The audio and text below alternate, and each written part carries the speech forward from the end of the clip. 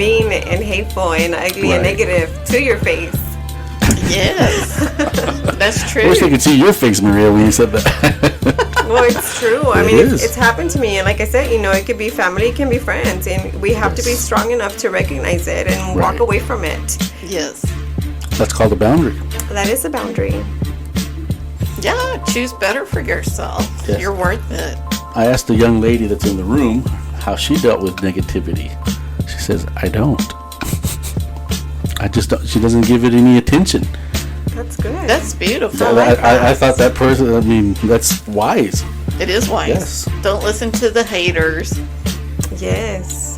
She obviously has a mother who is on the podcast, the Real Podcast of Dallas, and gives her advice. Yeah.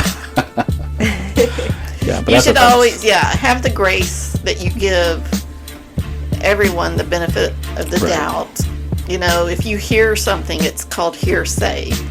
It's not true until it's true for you, like that you see or experience it. But give everybody the benefit of the doubt, and and everybody has a bad day. Right. But I can tell you, like, if I lose my cool or act the idiot, that it's usually going to be with my family, namely my husband, because I feel safe with him. Poor Jared. No, because I feel safe with him. Yes. But I will apologize. You can ask me Right. that. I mean, and vice versa. Yes. But there are people who will be so negative without knowing they're negative. That's just their nature. That's just how they Right. behave. They're always one step ahead of you with that negativity. If you're experiencing that, you need to step back, Yeah. step back, and then look at the whole situation. Observe the situation. Get out of the situation and watch the magic. Watch how you'll get to see everything working. That's what I tell the clients when I work with them is step out of that situation, observe. And usually when they're able to do that, they can see the bigger picture. Yeah. And it's something so simple because negativity, you can't see it when you're in it. That's what happens. People that are negative will bring you in. But it's also like going within yourself and getting connected to yourself. I mean, taking a moment of mindfulness. I hear a train. Because, I went to this training for people who have a fear of public speaking. Hello, that's me. Me So I too. went to a training, and I thought this person would help me, and she didn't, but Would you like to say who this was? no, I mean, she was great. Yes. But I didn't leave, like, Didn't work for you. healed, right?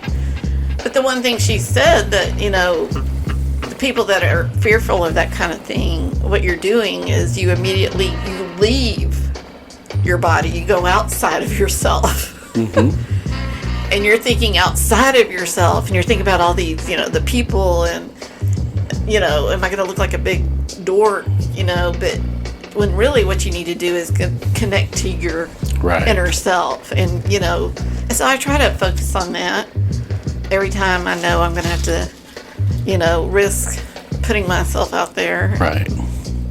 Speaking on camera, just being in tune and in touch with what it is you're doing and not focusing on all the noise outside of yourself. Because it's noise. Everything outside of you and all that negative thought that you have, that's noise.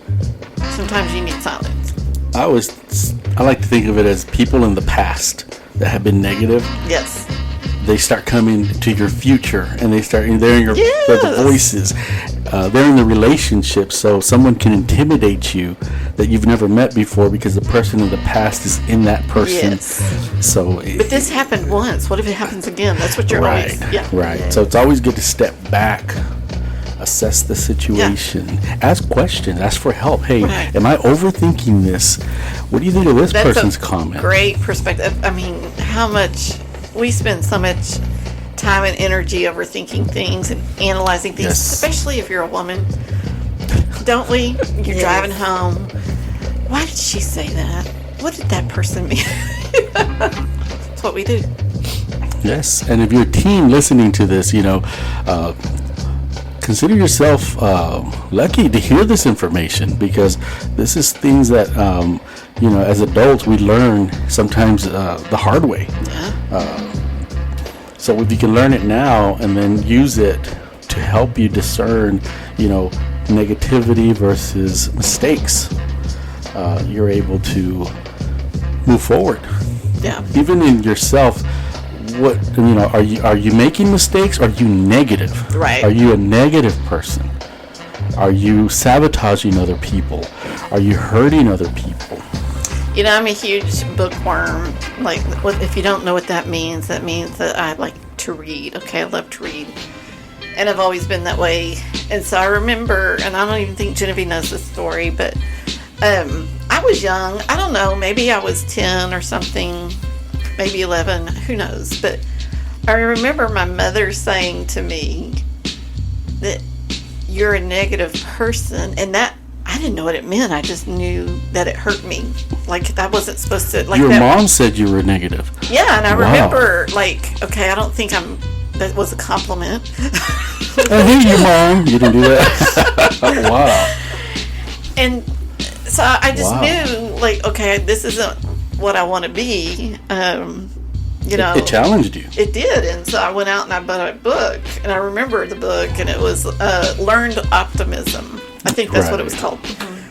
And I devoured that book. But I made a, promise to myself, I am not going to be a negative person. And I literally changed, How old were you? Like I said, I think I was 10 or 11. But I just said, I'm going to stop. Wow. I'm not going to be this. And so... Do you remember what the topic was? What she told you were negative? No, but I'm sure... Some teenage, preteen. I'm sure I was living in my fears, and I was probably being negative about my sisters because, they weren't being nice to me or something. I don't know. It's something petty, but it was real for me. It was real for me. Wow. And, and I married a pessimist, and I don't think we're talking about the same thing, because some people are optimists. Some are pessimists. And some are pessimists, and I consider myself an optimist. But Which is not, pessimist isn't necessarily a negative person. It's not necessarily, Right. no. They're just more cautious. They're always more, Cautious. like, what is, your dad always says, Genevieve, Turn off those lights. It's not free. Not that. hope for the best, plan for the worst. That's his motto. Yes. Hope for the best, plan for the... And I'm like, no, it's always going to be, great. Expect good, expect good, expect good. I say that to Genevieve all the time, because the universe is working for you and with you. Right. And so that's a very different thing. And so sometimes we have to work on balance, because, he has to have things a certain way because of his pessimistic nature. And I'm like, okay, but don't forget the hope and the dream. And I'm sure I sound like, Mr. Rogers or something, but... It's okay, boys and girls.